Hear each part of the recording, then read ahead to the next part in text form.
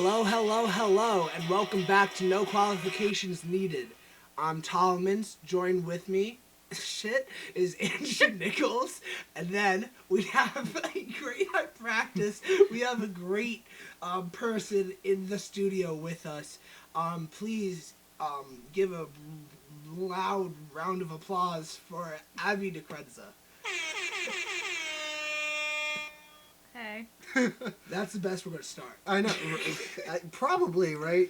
So for those of you wanting a look behind the curtain of No Qualifications, as I know, just all of you loved listening to us have production meetings during episodes.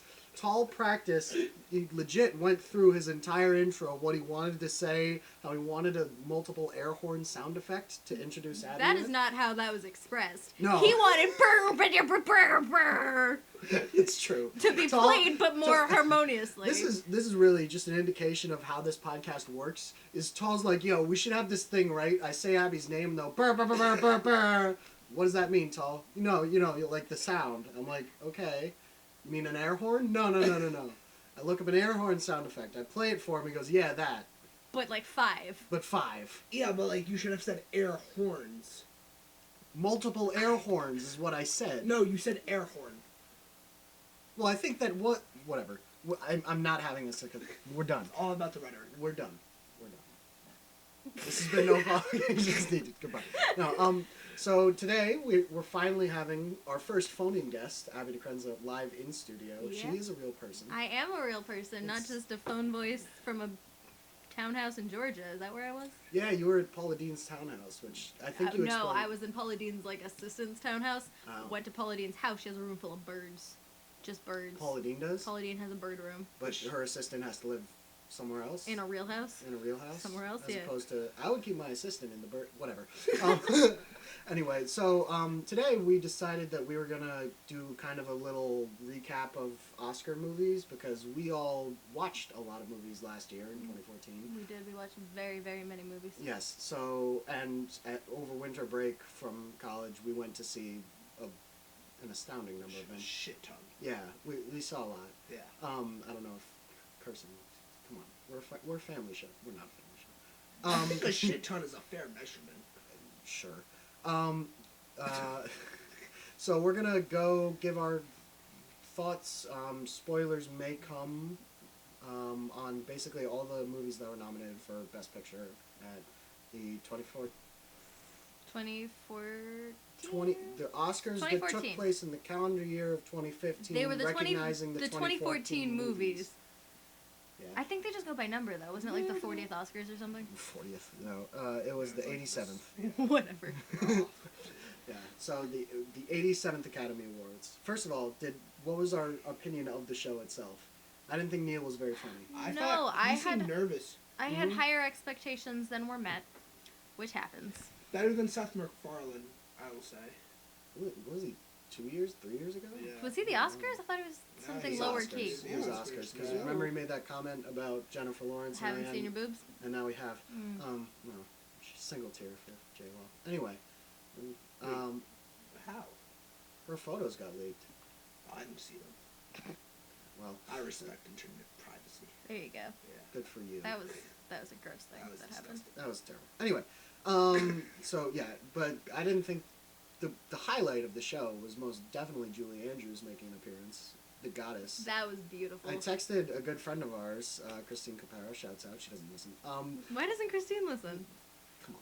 She has better things to do. She has a lot better things She to do. absolutely Not does. like we're saying who's listening now doesn't have better things to do. We appreciate our listeners Good call. who are here listening. I mean, I listen to every. Yeah, I know Abby, what it is. Yeah, thank you. Anyway, Julie Andrews, I texted Christine that she's Glinda the Good Witch in real life. She's like a live version of the Good Witch from The Wizard of Oz. No, she's so much better than Glinda. Glinda's I was a very, very big Wicked fan. Oh, but back that's in- Wicked. Yeah, but that's no. revisionist. Glinda has her own shit going on. She's not Julie Andrews is the beautiful, amazing. She's Queen. She's Queen. she's higher than the Good Witch, and all of Oz. She's beyond Oz. She floats. She just glides. She across does. the Can stage. I say I thought Lady Gaga did a really good job. She did. Yeah. I'm not a huge Lady Gaga But Yeah. Yeah. Her dress was a little out there, but I don't remember what she wore. When she came. Goofy. Can we talk real quick before about the Oscars? Like, do you guys pay attention or follow the red carpet? No. Yes. Okay. What interests, like, what draws you to that? I like clothes. There we go. No, it's a big part of the experience for a lot of women, I guess. Well, 'cause- Other people, but also not See, everyone. I was watching with, it was me, my mom, my sister, and my 2 aunts. And so we were watching the hour beforehand, just dresses and stuff, and it was terrible. It was, why am I watching? Because Joan Rivers passed, and we didn't have Yeah, her I making mean- fun of everyone. Why was she not included in the eulogy? That was a big thing. That was just a mistake, I think. No, but people got mad. I know, which they should.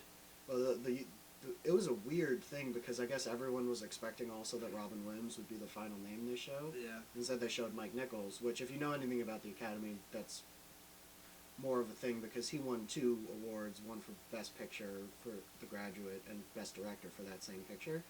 So, I mean, it makes sense that he was last, but a lot of people were upset that Robin was in the middle for no reason. I feel like that's rude of people to be upset that Robin Williams is treated as a person on level. Yeah. Because, like, Maya Angelou and Gabriel Garcia Marquez are in the middle of that, too, and they're such amazing, talented people. All As of is those Lauren people. Bacall. Yeah, no, everyone in there is everyone such in an there just amazing earned it. Yeah, Yeah. so it was, yeah. So I think it's disrespectful to be putting Robin Williams on that pedestal because I think he's a bigger name that affects more people. I think breaking it down, like, in any way analyzing how that works or what's done in it, in any way other than Joan Rivers should have been in it. Yes, that's the is only. messed up and If you're weird. complaining about order, I just.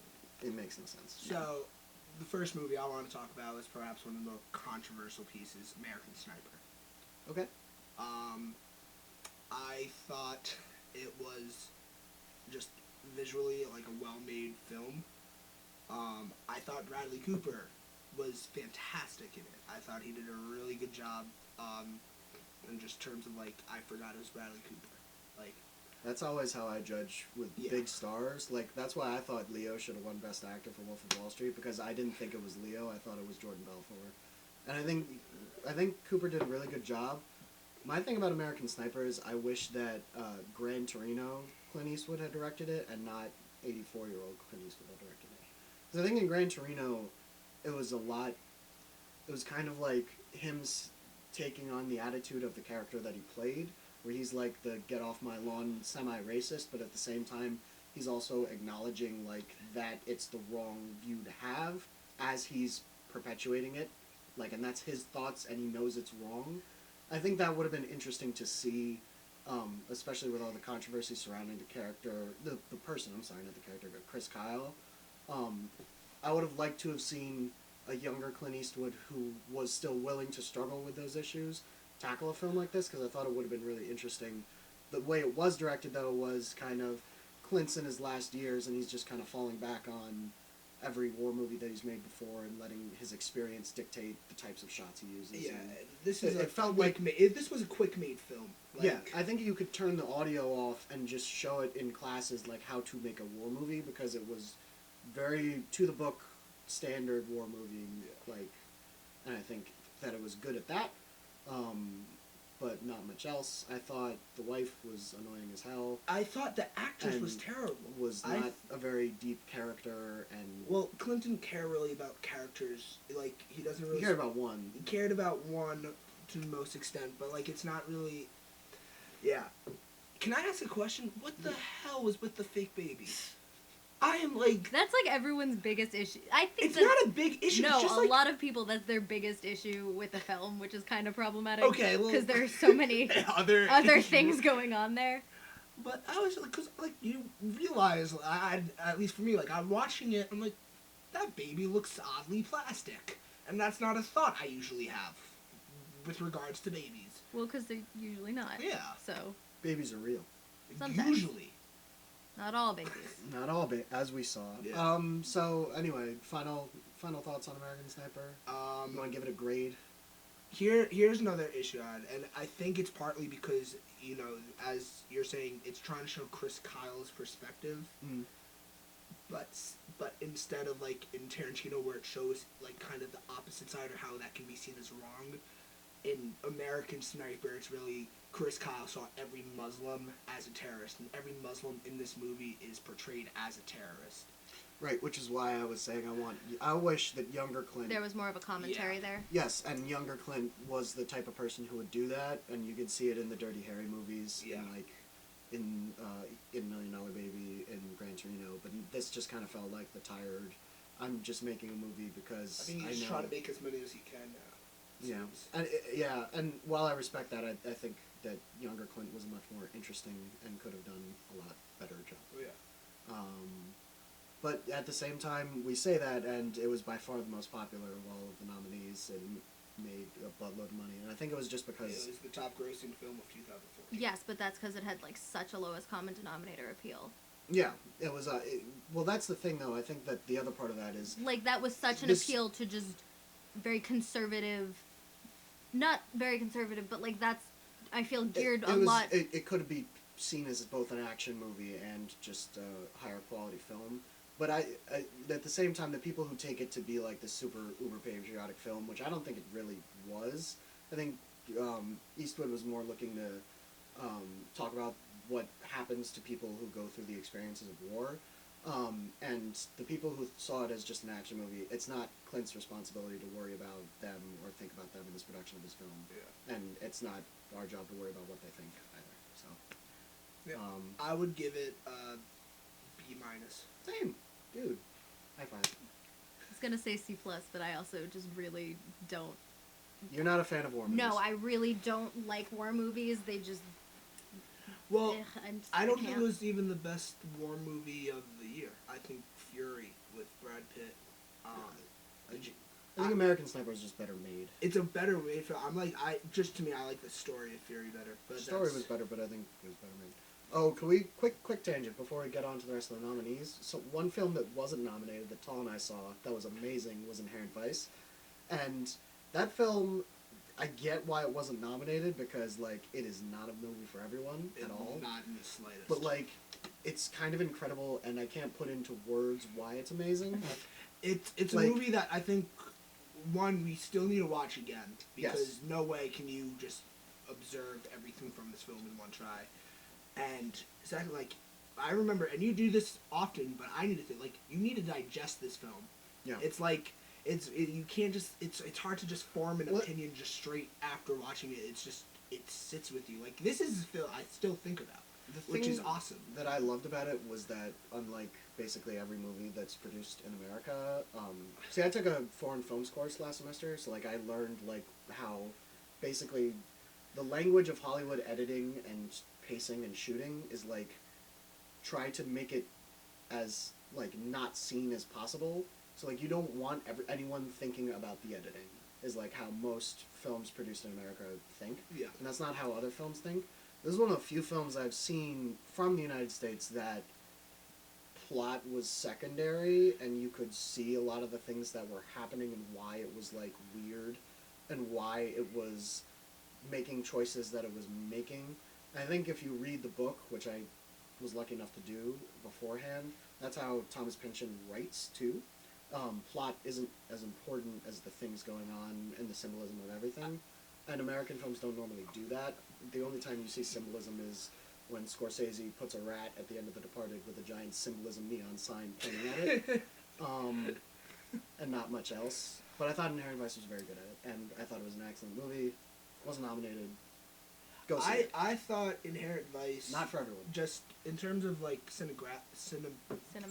Cinematography, like, it just totally overlooked. Like, the way the film was shot was brilliant. It was beautiful, but Paul Thomas Anderson always did. Yeah. So. I didn't see it. Thank you. Yep. So do you want to go in alphabetical order or save the best for last? What do you want to do? Save the winner for last. I think we should save the winner for last. Okay, we'll talk about Birdman last. Spoiler alert if you didn't watch the Oscars, Birdman won. Wait, Birdman won? Dude. We have fun. So we'll go alphabetical order other than that, though? Or? Yeah. Okay, so... Alphabetical after B. Alphabetical after B.I., because next we have Boyhood. My Boyhood. Yeah, which we have already expounded upon, but Abby, if you would like... I saw the film with you, so... Yes, you did. if you would like to expound on it, Yes. feel free. Boyhood. That was several months ago. So that I very much had overhyped for me as a viewer. Like a lot of our friends went to see it and were like, it's the most amazing thing, it's so interesting, it's so crazy, it's so wild, you have to go see it. And then Nichols and I went to go see it and we were like, that was 3 hours and there was some stuff going on. That was the Twitter account, Amazon Movie Reviews. Yes. The Boyhood one was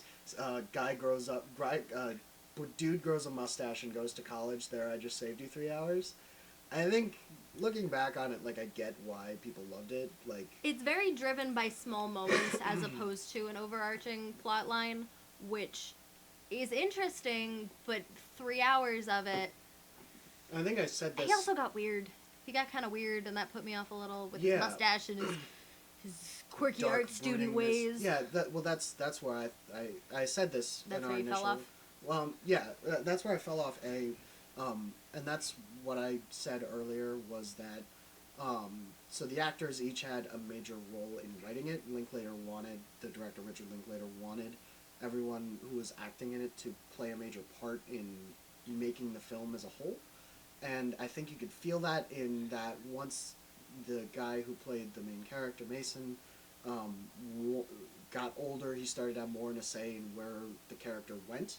And that's where you kind of see the quick change into him becoming this weird, dark, brooding, artsy person because the guy, But, like, the actor angst is an came actor. so real. Yeah, and he was like, it was more like art imitating life as opposed to the art being made on its own. I feel like you can sort of see the seams in it being made over 12 years, as opposed to if you had a direct script going in that says, over these 12 years, this is what's going to happen. Yeah. Which is hard to do because you can't predict. No, exactly. You don't know where people are going to be and how these kids are going to age. Right. So it's impossible to like plot a trajectory ahead of time. Right, but at the same time, it's hard to then make the trajectory work once time has already passed. Exactly. So I think it was a very ambitious project, but I don't know if it worked. 2 quick notes I want to say about Boyhood. Degree of difficulty was higher than just about any film. Yeah. I actually thought Richard Linklater was going to win for Best Director. I did too. I predicted that. I didn't. I thought it was... I liked Birdman more, and I'm happy Inarritu won, but I feel like a lot of work went into that, and a lot of direction over 12 years went into that. So I was just surprised that it really wasn't acknowledged by the Academy. I would agree. But I think, next year, Guillermo del Toro is going to win Best Director because... For what? For anything, because we have, look, it's the trio's going to win. Yep. Because last year, Alfonso Cuarón won, and then Inarritu won. I'm totally down for Del Toro doing anything. Yeah, he's going to win for something. I don't know what. My 2 quick notes I want to say about Boyhood is I thought the use of music, like the soundtrack in Boyhood, was really well done. Like, I thought... No, not that song. Horrible. I thought it was funny. Can I say something really quick about the costumes? The, costume designer was doing an interview and she's like, yeah, so we were trying so hard to capture the moment, and that is so, you are not challenged at all as the costume director on Boyhood. You're literally pulling clothes out of what everyone else is currently wearing. Yeah. It's regular clothes. Well, that's the thing with the music too, Tall. And that's because it was just the songs that felt popular at the time. But it's still a good choice. I thought it was a fun sense of placement. Yeah, it was a nostalgia grab.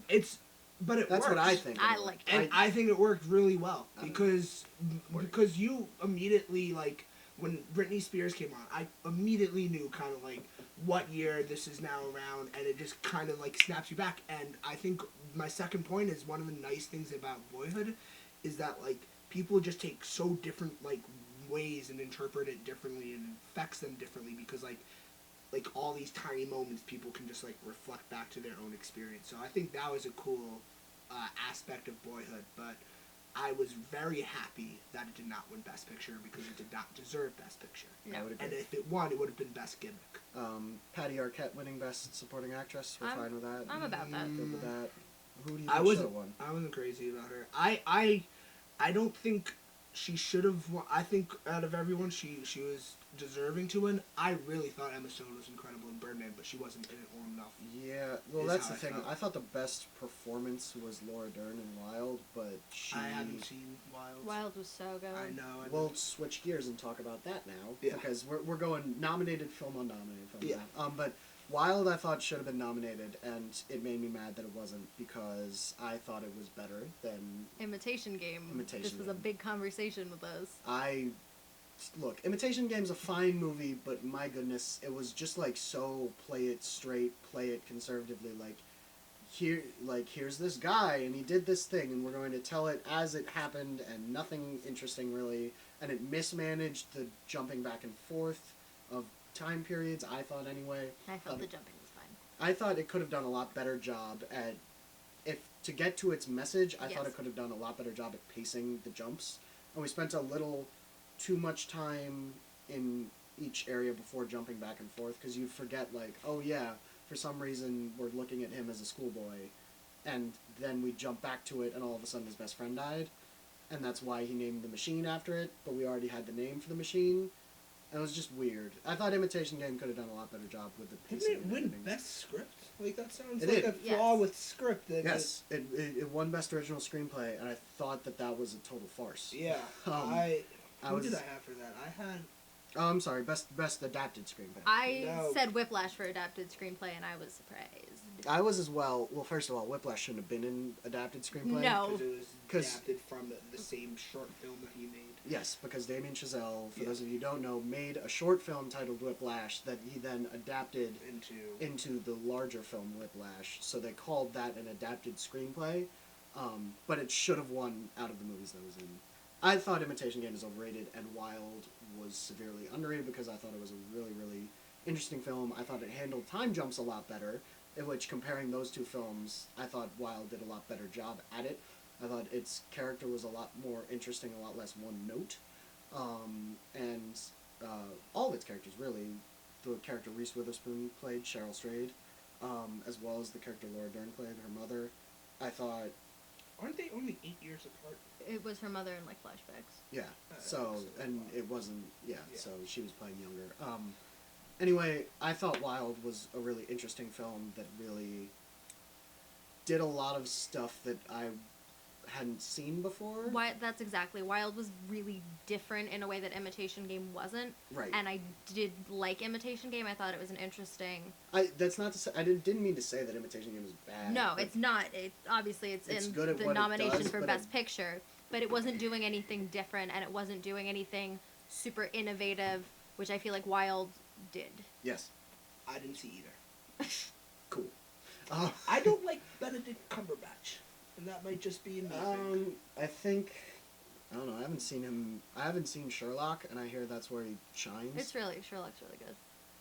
But I've seen him in Star Trek, and I've seen him in this, and he hasn't blown me away. Yeah. So, but then again, I don't expect much out of the Star Trek movies, because J.J. Abrams, and that's why I'm not a Star Wars, whatever. Yeah. I'm a huge Star Wars fan. I'm gonna go to the midnight premiere of Force Unleashed, but I'm Not gonna be happy about it. I'm expected to be disappointed, yeah. So, we just talked about Imitation Game, totally skipped the alphabetical order thing. It happens. We'll just go where we go. Okay, so now we're going to Grand Budapest Hotel. We're circling back to the G from I. Grand Budapest Hotel. Did you see it, Tal? Yes. Yay, he saw something. It was a joke. Yeah. I like Grand Budapest Hotel, and we were talking about this a little bit before we were recording the podcast. Not sure if it was a Best Picture film. And I don't know if part of that is just because it didn't come out during Oscar season, so obviously that's not what they were going for. It was just a fun movie, which I really like Wes Anderson. I think he does fun stuff, and he doesn't usually win, so that was, yes? Nothing. Go ahead. No one can see your weird face because we're on the radio. Yeah, no, the water. I was drinking water and it splashed into my face. Go. Hey. Are you okay? I'm fine, He's Tal. gonna melt Alright, slowly. Nichols is okay. It's a fun movie. I like where was I? It was crazy stylized. I saw it like right before the Yes. Oscars, so I didn't see it when it came out. Saw it like a year after it came out, but right before the Oscars, and it's really stylized.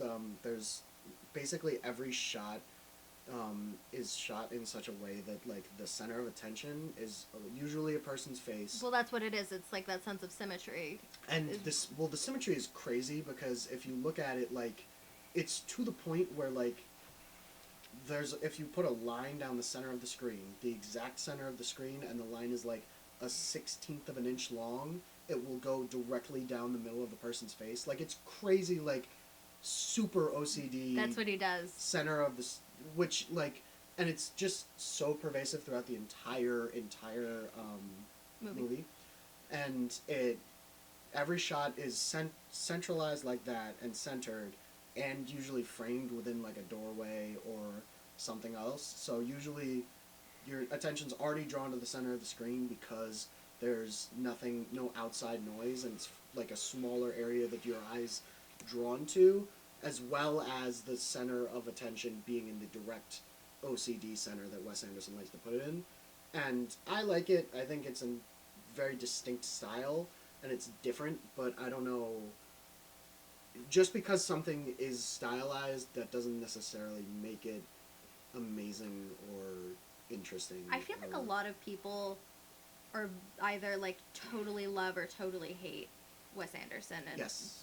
Because everything he does is similar with like the snappy dialogue and the bright colors and yes, the there's music. a lot of saturated colors. The aesthetics are very similar. Yes, to his films. and that's the thing. So you're either on board or you're not. Right, and it's very similar for a lot of directors like that. Yeah. I think very few are able to make different types of movies very well.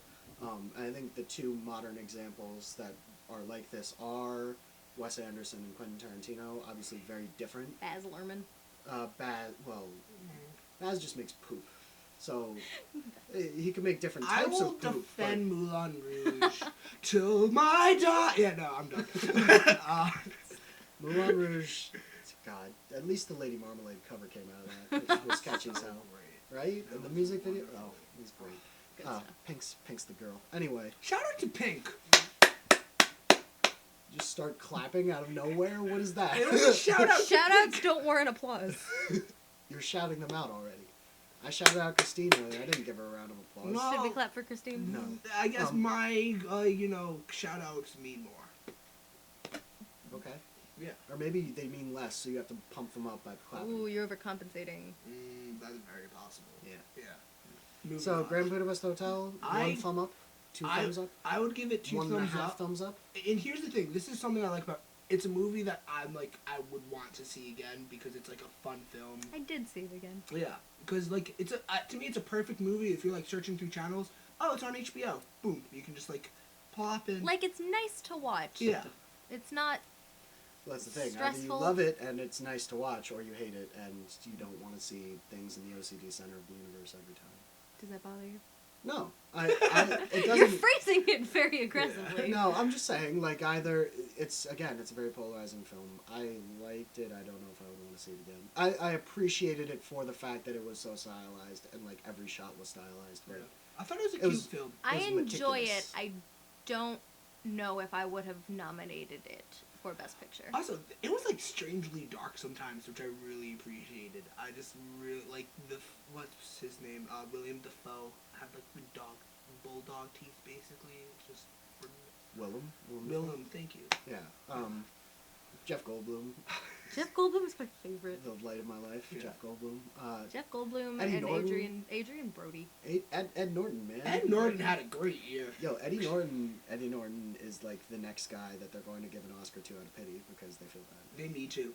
Yeah. He was. First of all, should have won for American History X, but that's a whole different story. That's a different conversation. Yeah. Moving on. We have Imitation Game we already talked about. So next, alphabetically, would be Selma. Care to Yes, expound? yes I do. Selma is so good, and so many people just didn't go see it. And like, it's nominated for Best Picture, but that's it. I'm so angry. Selma was only nominated for Best Picture, and none of the subsequent categories that would make up the Best Picture, because you would assume to be the Best Picture, you would have good acting and good directing and a good screenplay, in addition to the one song that everyone was like, oh, well, we'll give him the song then. We're not going to give him anything else. Yeah, I thought David British David? guy, Dave, should have been nominated for Best Actor. Best dress though. He, what was he wearing? He was wearing like a maroon tuxedo and it was awesome. Oh, okay. And I thought the director should have been nominated for Best Director. I forget her name, but Ava? Duvernay or something or other, whatever. Sorry, I forgot your name, lady, but you're very talented and I appreciate your film. I thought she should have been nominated for Best Director. I don't know who you take out of those categories. Probably, I guess I would take out the two Foxcatcher people, Steve Carell from Best Actor and Director Bennett Miller for Foxcatcher. But I didn't see Foxcatcher, so I cannot. it was like Imitation Game, and that it was very generic and didn't really do much. And Steve Carell was scary looking though. yeah, which is why did they win for Best Makeup? They should have. No, because that Budapest beak was, did. That beak was awesome.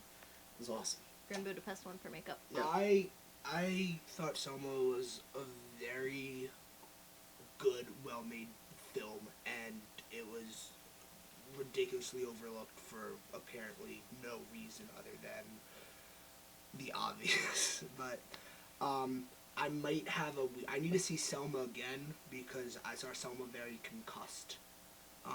Like after I got my concussion, No, like I I need to see Selma now because I knew this podcast was coming eventually.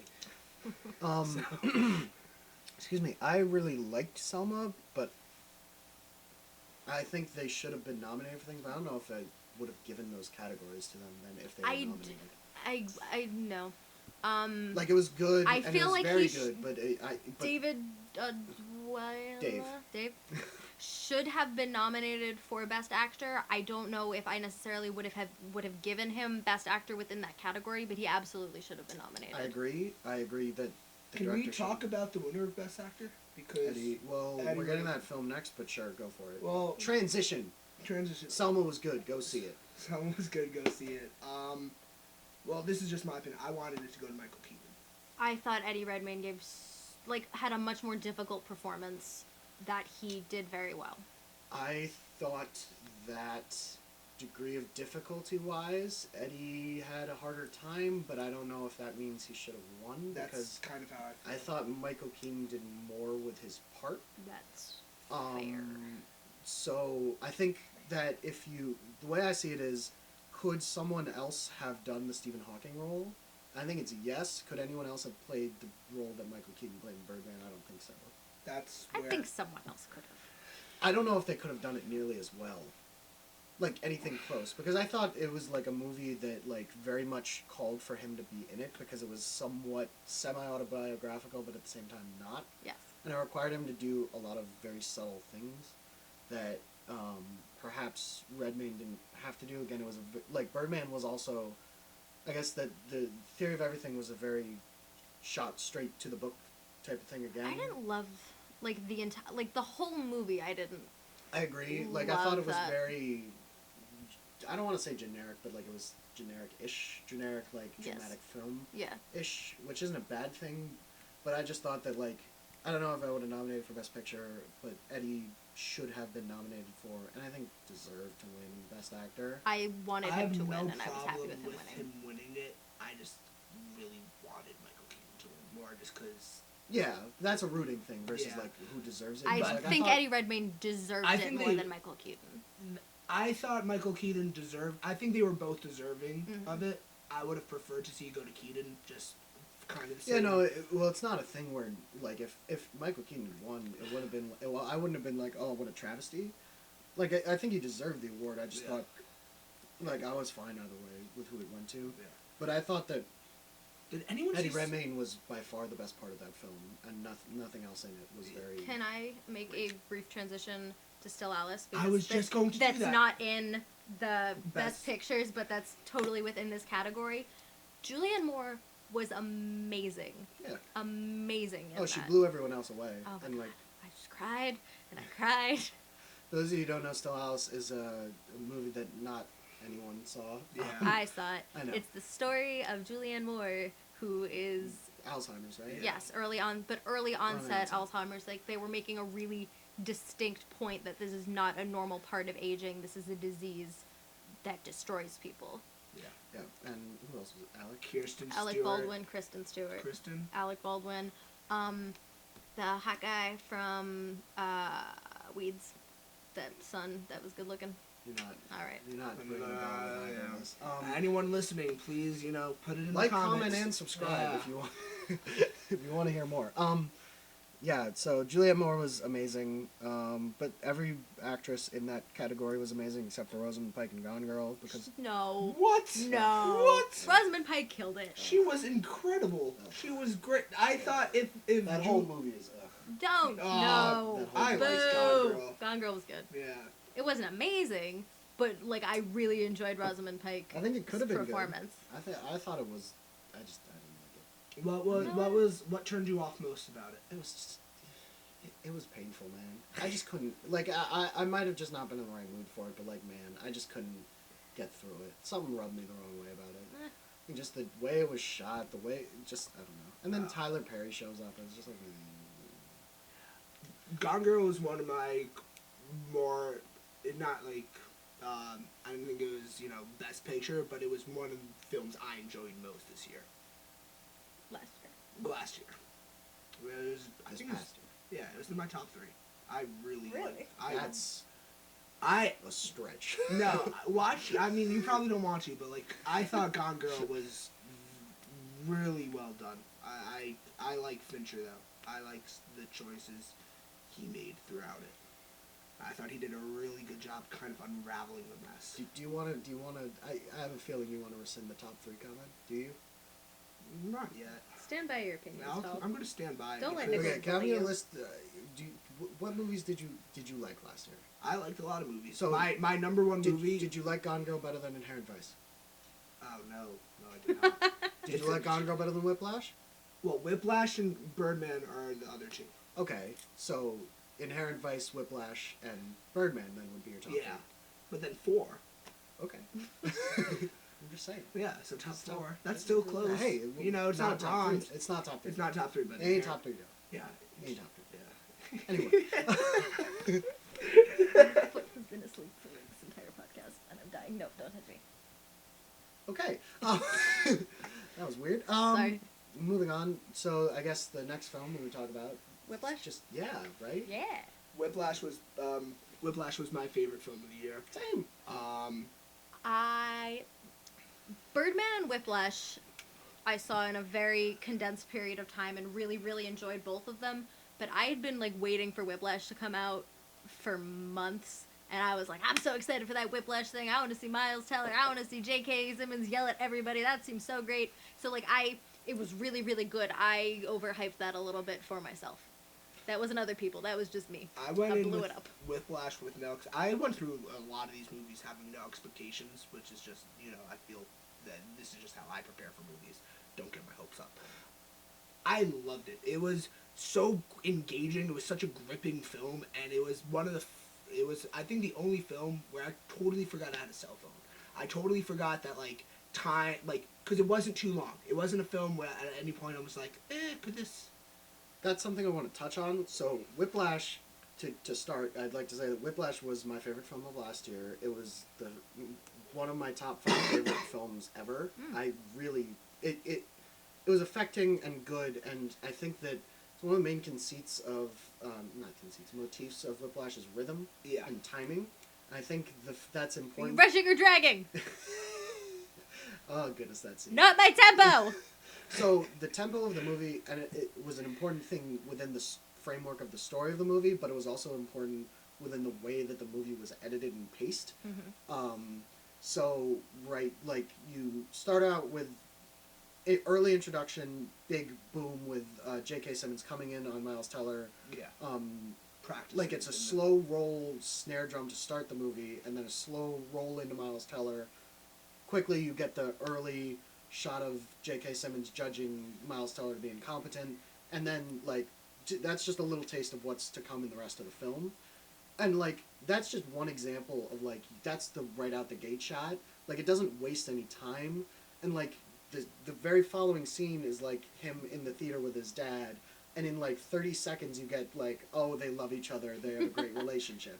Like, but you don't, it's not told, it's not yelled at you by the script of the film. What they put in the popcorn? Was that Raisinets. Raisinets. I'll just eat it. Yeah, yeah. It's really subtle yeah. stuff that's really smartly paced, and there's no time wasted. Yes. The film is 107 minutes long, which is shorter than the rest of the films by a long shot. It's just like it keeps the foot on the gas the entire time, and it knows when to slow down and when to stop. It knows when to keep the foot on the gas, when to show things, how far is too far, which is like the point of the film, like the message of the film is like how far is too far, what do you have to do to achieve greatness, and the film does a very good job of knowing when to cut shots, what is important. And this is only isn't. this director's second film, Yes. which makes me really excited for, more of his projects to come. Damien Chazelle is 29. Yeah. And it's really exciting because What was his first film? It was a little scene movie that basically only got run at Sundance. It was basically just it was a movie about an interracial couple in Europe, in France. Because He's doing something now, I think it's called La La Land. Yeah. Yeah. That's coming up. Damien Chazelle is really good, and I thought it won Best Editing, which I was like, that was so you know how everyone has like their award that like they really, really like care about strongly that not anyone else cares about? Yeah. Editing was mine, and I thought Whiplash should have won, and it did win. In particular, I thought the way that it cut scenes together without like focusing entirely on plot, like the final drum solo, where you have the shots of the cymbals and the sweat on the cymbals, and the shots of him putting his hand into the ice water, and just the way I just thought the film was brilliantly put together, and it's one of my favorites of all time. Done. You hit a lot of great points, and I agree with you.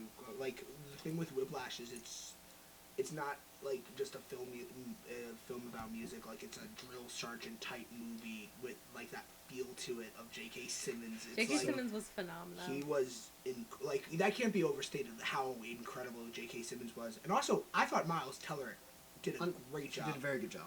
Yes. He was the support, like, he was the lead. I know he's the lead, but he helped support. His personality was the supporting personality in that film. Yeah. And I think that a lot of people, have like contested J.K. Simmons being in supporting actor because feel that he is also a lead. Yeah, I mean, well, if you look at just How do like you statistics feel of about I understand the argument, and like, but he's not the main character in the film. Mm-hmm. I mean, so in the same way that another film in my top 5 of all time, Silence of the Lambs, Anthony Hopkins. I can't believe I blanked on his name. Anthony Hopkins was on screen for I think it was like the grand total was something like 16% of the film, and he won Best Actor because he's the main person. He's the main anchor of that film. Mm-hmm. He's the main character of that film. J.K. Simmons was undoubted. I think he was on screen. I saw there was a statistic. It was 42% of the film, where he was like in the scene. So he wasn't necessarily in the shot, but he was in the scene for 42% of the film.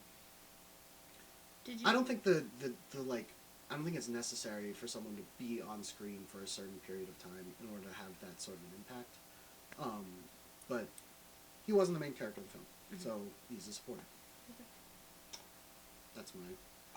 But anyway, you were saying something I want to touch on. You were saying it was a drill sergeant type thing, and there was a funny. I forget who I was talking to, but I was like, I jokingly said it's Full Metal Jacket, but with jazz.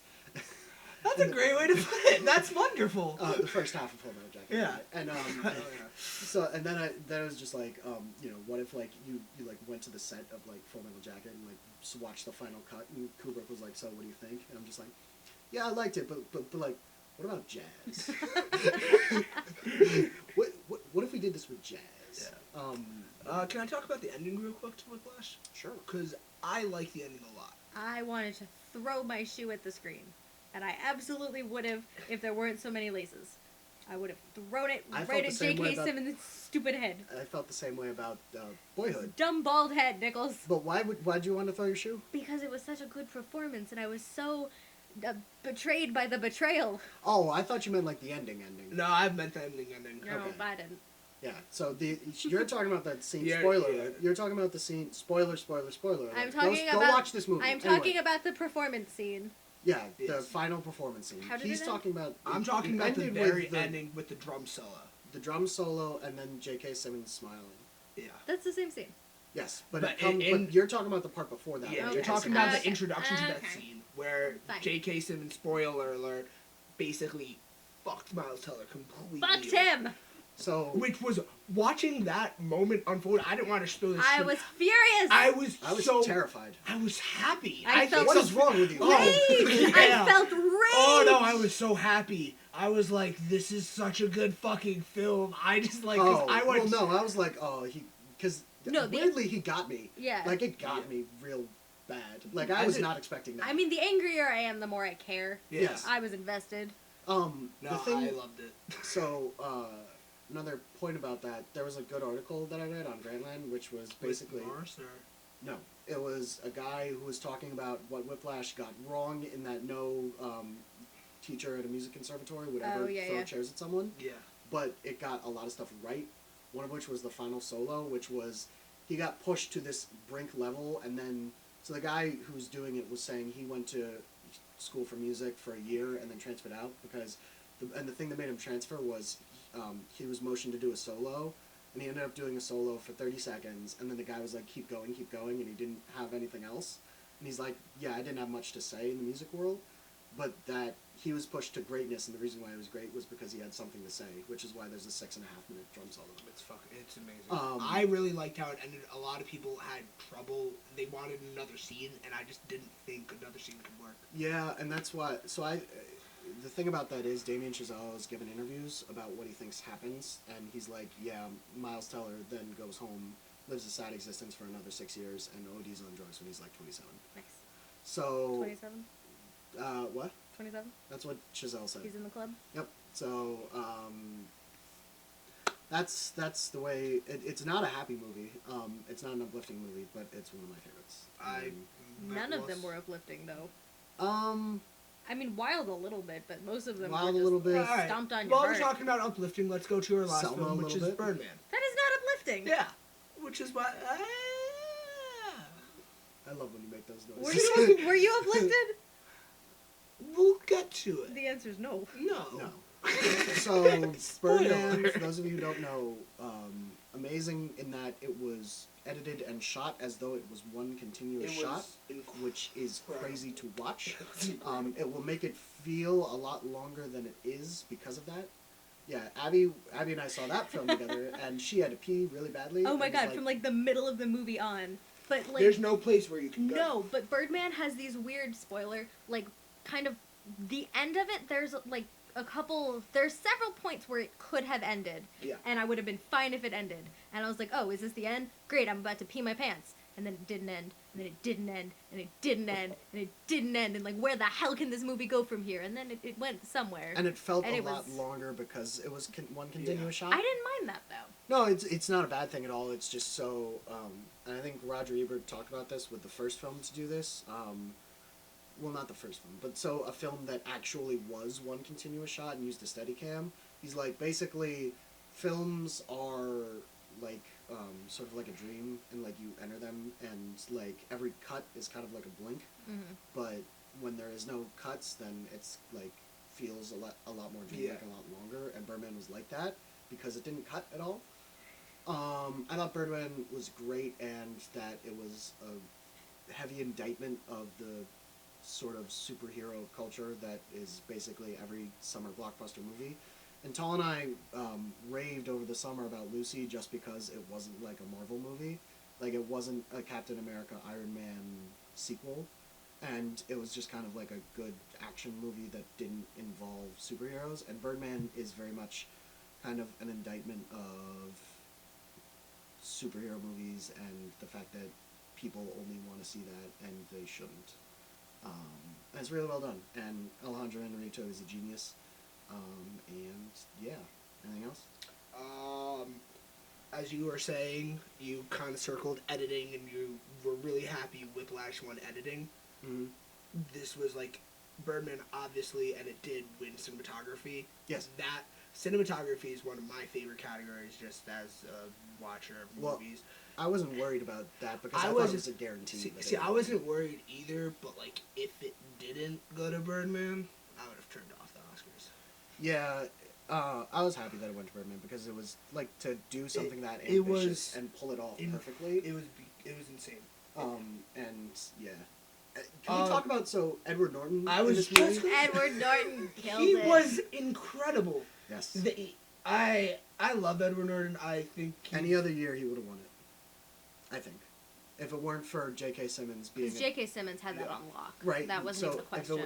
Any other year where J.K. Simmons isn't Yes. crazy, like bulldozing everyone else in the category, I think Edward Norton wins it. Wait, because can I just say Neil Patrick Harris jokes with what was it? It was like J.K. Simmons won. Oh, the Farmers? Yeah.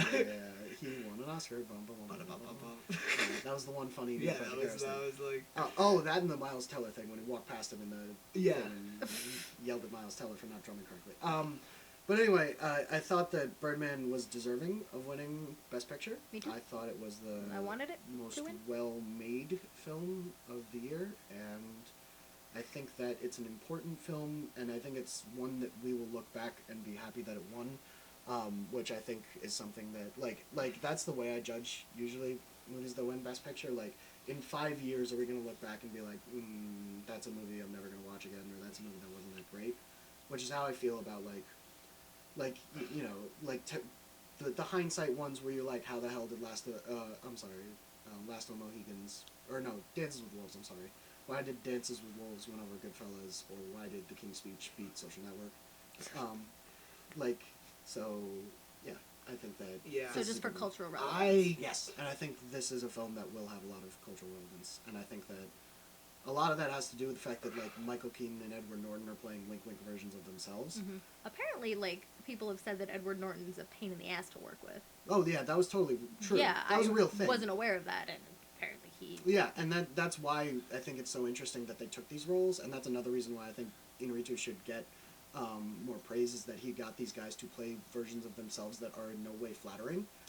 And that Edward Norton does like to come in and be like, well, what if we made this change to a script? Uh-huh. And what if we did this to make my character look more interesting instead? And what if we did this, this, and this? I wonder if that was it all done on this movie. I doubt it, because Inarritu is a bit of an auteur who has control over things. And you can ask Sean Penn about that, but... Next time I talk to Sean Penn, Yeah. I'll let him know. You should do that. Yeah. But, like, he's given interviews, and a lot of people have said he's very in control of things.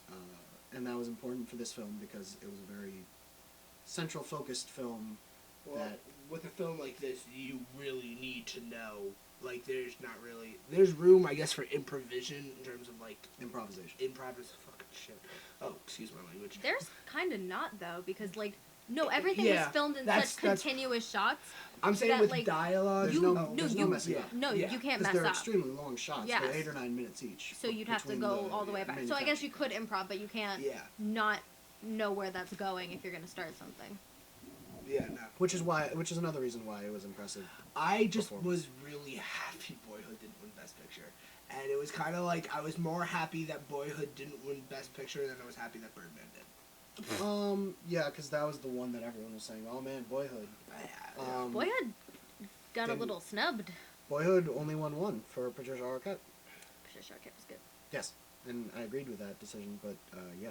Yeah, no, I was surprised by that, and I didn't love Boyhood, but they buried it. Yeah, it Which was... I was happy about, in all honesty. I did not... I thought Boyhood The thing is, I don't see any one category where I was, like, mad that Boyhood didn't Yeah, win. it's... Nothing bad is, like, the film itself, but, like... Yeah. I just thought the rest were better. Yeah. But I do feel like Boyhood will have a cultural relevance. I agree. Like, 10 years from now, I think people are still going to be talking about that. But how much of that is because of the gimmick versus how good the movie is? Like, I think a lot of I think a lot of it's going to be the gimmick. I think a lot of it's going to be, look how that spanned the 2000s, that's so representative Right. of the 2000s. That's the thing. I think a lot of people are going to look back on it as, like, a quick... I think it's going to be one of those films that you pop in on HBO, you, like, jump in at, like, the hour mark and watch for, like, 30 minutes.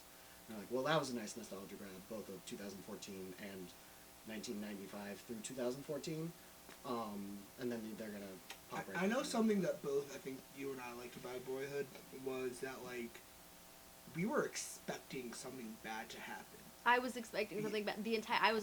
Yeah. Oh Like- my god, like the constantly. scene, I remember the same thing scene. with Wild too. I was expecting something horrible to happen in Wild the entire time. The scene when It's the just, boys it are creates in, this anxiety. when they're in the house and like just tossing like I thought someone was getting impaled. right, and I had like Thought I the almost car was looked gonna away, crash. like it, which I thought like was a really good job by Linklater in terms of like building this tension. I liked it more in Wild than I did. I need to see Wild. Wild's really good. No, Yeah, Wild you should. builds a really interesting anxiety that comes from a woman traveling cross country by herself, where you are completely on your own and you don't really know how people are going to be interacting with you. But I feel like in Boyhood, you're just getting psyched up for nothing. And I feel like Boyhood was And that's really, part of the- really long and nothing happened. Except like- I went and looked at the sunset and were like, Yes. The party's here. We're the party. Oh my god, I hate that. I That's hated what the I ending wanted of to throw the that. flip-flop. That I was bad. was see that last note like was just so sour to Boyhood. Like yeah, there were a lot of problems with it. And It it's was funny because they started with the ending. They were like, "This is how this is gonna end. He's gonna go off to college and like be in the sunset." How did they start with that? What? They knew the beginning and they knew the end. Oh yeah, and then That was the rest framing. improvised. Yeah, Yes. yeah. So like, and then in the middle there was like the weird things where he's in a dark room. Like, what do you want to do with your life? And it's like, I want to take pictures. I want to create art. Whatever. Anyone can take pictures. I don't want to be a football player. So, why are you saying that like Batman? That's all Bruce Wayne ever wanted. Oh gosh. Oh god. So favorite films: Whiplash, Birdman, Selma, Mine is Whiplash. Inherent Vice. Birdman. were the ones that I really liked. You should see all of them. Be warned that Inherent Vice is not for everyone. Do we have the same top four? No, because Gone Girl's in mine. Boom. Which is just good. My top four is Whiplash, Birdman, Inherent Vice, and actually Wild. Wild was so good. I can't remember anything that wasn't in the Oscars. Yeah. Like, so, I might have really liked a movie last year. And it just, best visual effects, Interstellar won. Interstellar. I thought Yeah. Lucy should have won. Oh, crap. No, I was very I saw happy Interst- with Interstellar winning visual Interstellar. effects. Interstellar's Interstellar. It is what it Interstellar. is. Here's the thing. Interstellar, in terms of the visuals, is a beautiful movie. Like just what you're seeing on screen, the story, and basically everything else that you need in the movie was, left you wanting more. I just think I'm done with Nolan. I just think I'm done. Really? Like I've had enough. I've had enough of the. You know what the main thing is? I'm mad at him for creating the thing where every movie has to be dark now, and like every superhero yeah. movie has to have like at least like 70% of the screen is brown at any one time. damn him and his lighting. That's what I mean. Like No, all but the it Bat- works. Here's It the I works like Works the for dark- Batman. It does not work for Captain America. It does not work with. Iron Man, Iron which is Man. why the Iron Man 3 was so good, was because it was shot like it was Die Hard instead of a Batman movie. Yeah. And that's what Shane Black does. But anyway, like I just think I'm done with the whole Nolanism. Like everything's dark all the time. Like it works for Batman, but I'm not sure it works for every other movie. And every other movie's trying to be that now because the Dark Knight movies were so good. Yeah, but it's not his fault. I know, but Yeah. Come on. at the same time, I'm No. tired of it. I'm tired of it. Don't blame no. So my top four, I would say, is Whiplash, Birdman, Inherent Vice. Actually, Whiplash, Inherent Vice, Birdman, and then of course Andrew's favorite, Gone Girl. That's just dumb. That's just dumb. Abby, is it just Birdman?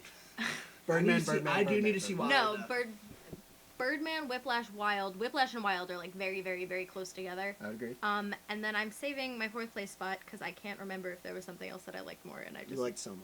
I You like like some a Gone lot, Girl. but I don't You know if like there was Gone Girl. something that wasn't in the Oscars that I just really liked.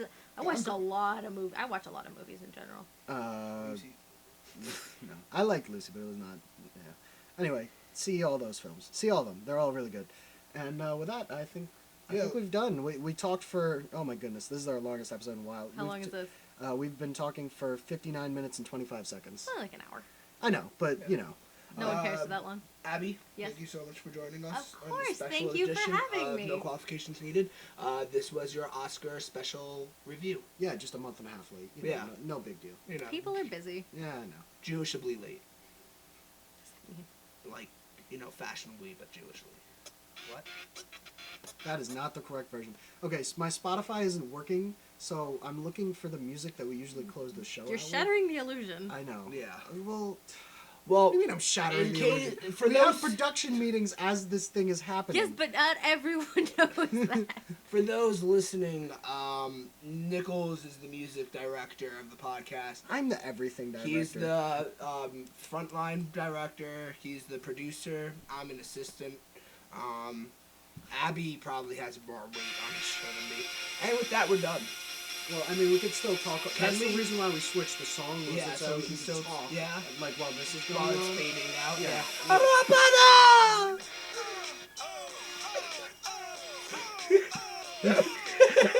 That's it. Oh.